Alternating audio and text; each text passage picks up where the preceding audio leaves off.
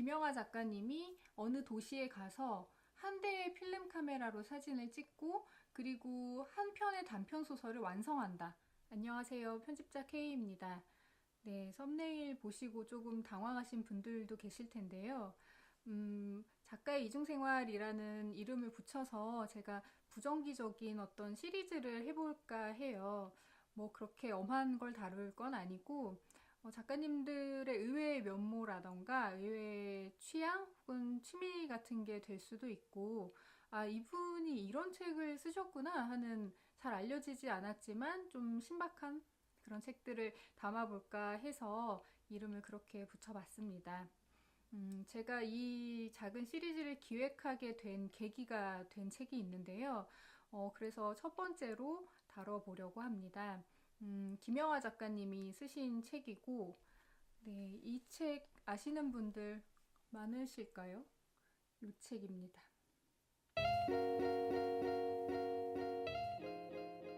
김영하 작가님이 어느 도시에 가서 한 대의 필름 카메라로 사진을 찍고 그리고 한 편의 단편 소설을 완성한다 라는 기본적인 컨셉이 있거든요.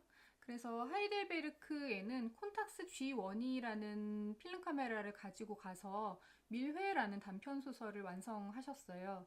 그래서 이 책에는 밀회라는 단편이 실려 있고, 그리고 하이델베르크에서 찍은 김영하 작가님이 직접 찍은 사진들이 실려 있고 여러 에세이들도 담겨 있습니다. 그리고 콘탁스 G1과 장 보드리아르라는 제목의 콘탁스 G1이라는 카메라를 중심으로 한 에세이도 실려 있고요. 이렇게 두껍지 않은 책인데 정말 많은 내용이 실려 있죠. 그리고 이 도쿄편은 도쿄에 가실 때는 롤라이 35라는 카메라를 가지고 가셨어요. 그래서 왜 그 카메라를 선택했는지도 이유가 담겨 있고, 그리고 그곳에서 완성한 마코토라는 제목의 단편 소설도 실려 있습니다. 그리고 역시 직접 찍은 사진들도 실려 있고요. 당시에 이게 출간됐을 때도 분위기가 조금 생각이 나요. 저희가 일반적으로 생각하는 여행 에세이랑은 어떤 컨셉도 달랐고 또 구조도 달랐고, 그리고 작가가 어떤 도시를 여행하면서 느낀 감상뿐만이 아니라 거기서 쓰고 완성한 단편 소설을 읽을 수 있다는 것도 색다른 경험이었던 것 같거든요. 그리고 특히 하이델베르크 편에는 단편 소설이 이렇게 앞부분에 실려 있는데 그 중간중간 사진이 함께 실려 있어요. 그래서 우리가 단편 소설을 읽으면서 이렇게 이미지를 같이 볼 일은 거의 없는데 거기서 작가님이 직접 찍은 사진을 보면서 읽으니까 그 하이델베르크의 이국적인 정서가 확실히 더 살아나는 기분이 들었습니다.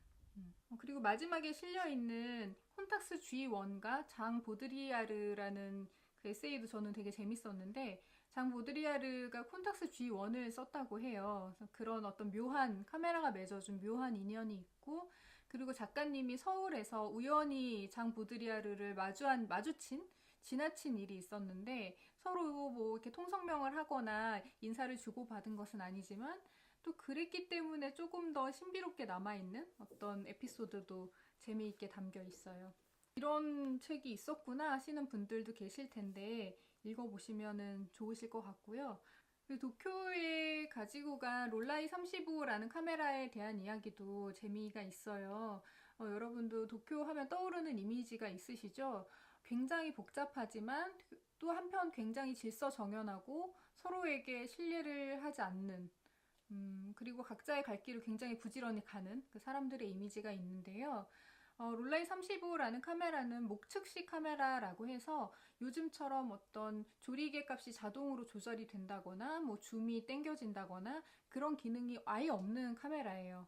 셔터 소리도 거의 나지 않고 굉장히 크기가 작고 그래서 한 손에 이렇게 쏙 들어오는 작은 카메라인데, 대신 뭐 조리개부터 거리 조절까지 그런 것을 하나하나 다 내가 직접 결정해서 설정을 해주고 찍어야 되는 카메라거든요.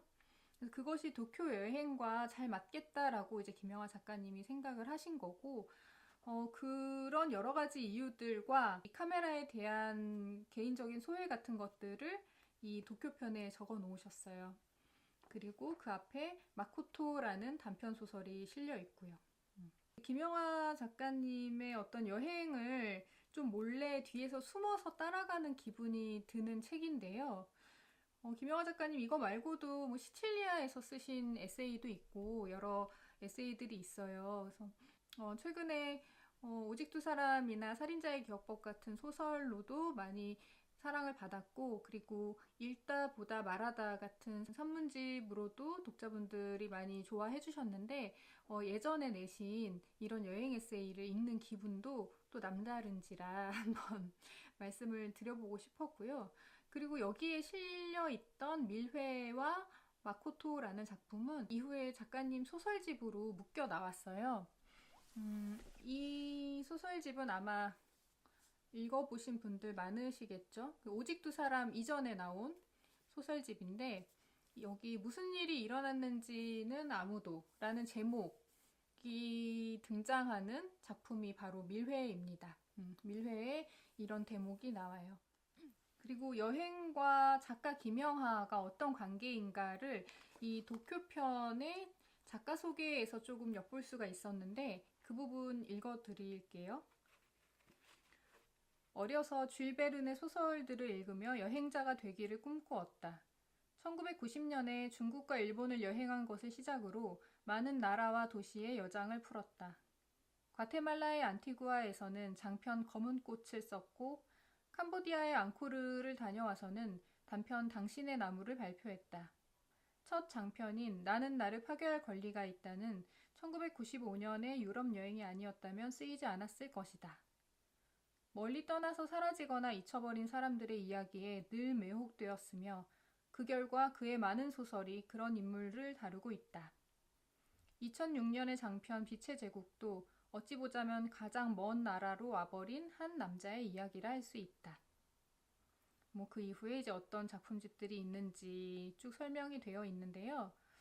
그래서 그 김영하 작가가 그동안 쓴 작품들이 어떤 배경에서 혹은 어떤 뉘앙스, 어떤 분위기 속에서 쓰이기 시작했는가도 이 짧은 프로필에서 엿볼 수가 있었습니다. 저희가 최근에는 그 방송 알쓸신잡에서 김영하 작가님이 여행하는 모습들을 화면으로 많이 볼 수 있었잖아요. 근데 그런 것은 방송이고 나중에 그 다른 출연자분들이 모여서 함께 이야기를 나누고 여행의 경험을 공유하기 위한 방송이었기 때문에 굉장히 좀 사적이고 내밀한 여행은 아니었잖아요.